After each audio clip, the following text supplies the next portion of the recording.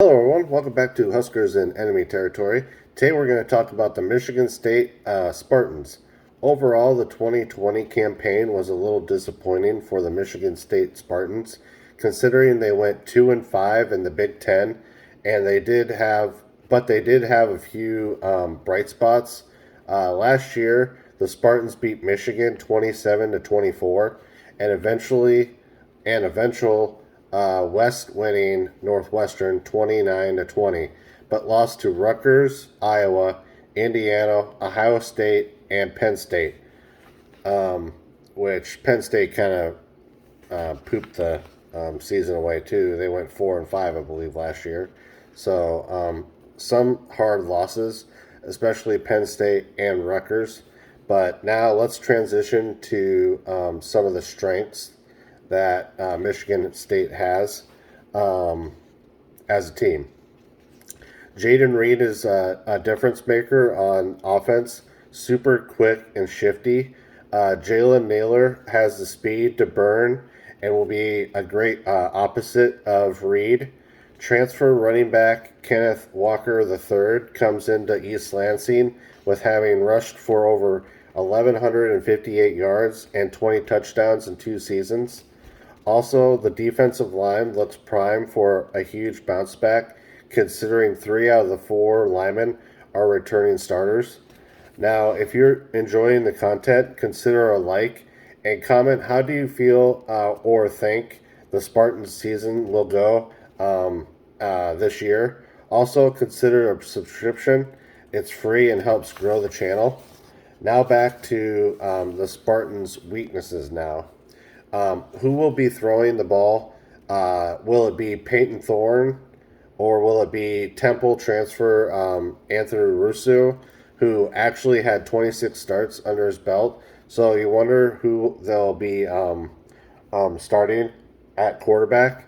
But also, the only bad part is I wish I could have been able to watch some of the spring game tape, which maybe when I do this the next following year, I'll try and watch a bunch of tape on the spring games before I do some of these reaction videos or season previews. I think that might be fun, so I can get a real nice breakdown of all these teams.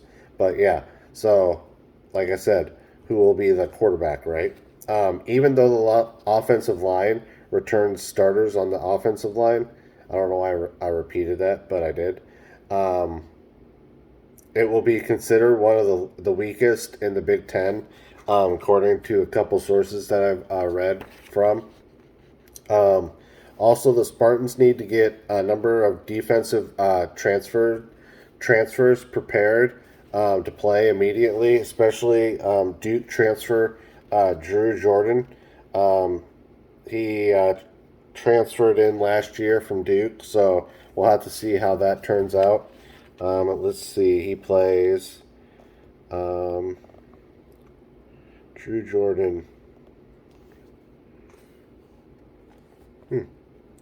Well, it looks like he's not even on the starting list for whatever reason, but yeah.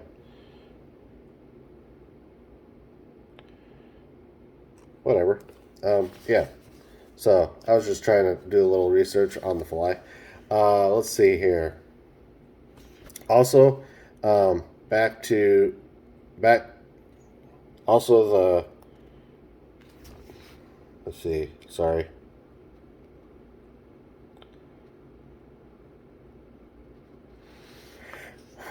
Also, the back 7 linebackers and cornerbacks were thinned out by transfer departures. So we'll have to see how Mel Tucker does with figuring that out or whatever. Now on to record predictions. I have Michigan State at their highest ceiling. I think go 6-6 with wins over. Let's see, Youngstown State, Western Michigan, Rutgers. Let's see, 1, 2, 3. Purdue, 4. Maryland, 5. And maybe Michigan or Penn State, 6. Now, if they go for a floor 4-8. They only win Youngstown State, Western Kentucky, Rutgers, and either Purdue or Maryland. That's if they go 4-8. Now let's get on to not so much a fan's perspective, but a someone on Twitter that helped me out a lot. Let's see, Campus Commando, Conference Commandos. Sorry, I don't know why I said campus, but maybe that has a better ring to it. He says, will Anthony Russo, Kenneth Walker kick the run first offense into gear? Sparty's rushing offense was literally the worst in college football last season. Obviously needs to improve. You have to wonder if they'll be able to improve what the type of offensive line that they have, especially with some of the injuries they've had on there. The best defensive players, defensive line, Pansunik, looks like linebacker Harvey. Let's see, S. Henderson. Must have big years as they will anchor a very relatively inexperienced defense. Things aren't looking too good for this season for Michigan State. Overall, they have a very tough schedule. So I think Conference Commando and I kind of have the same outlook for the Spartans. I would be pleasantly surprised if they do any better than 6-6. I mean, I would love to hear, Michigan State Spartans fans' perspective on this. Maybe they go 7-5. You know what I mean? Maybe they pull out a win against Nebraska or Northwestern. They beat Northwestern last year, so you just never know. But I really do feel like they might go 6-6 this year as their ceiling. And like I said, 4-8 as the floor.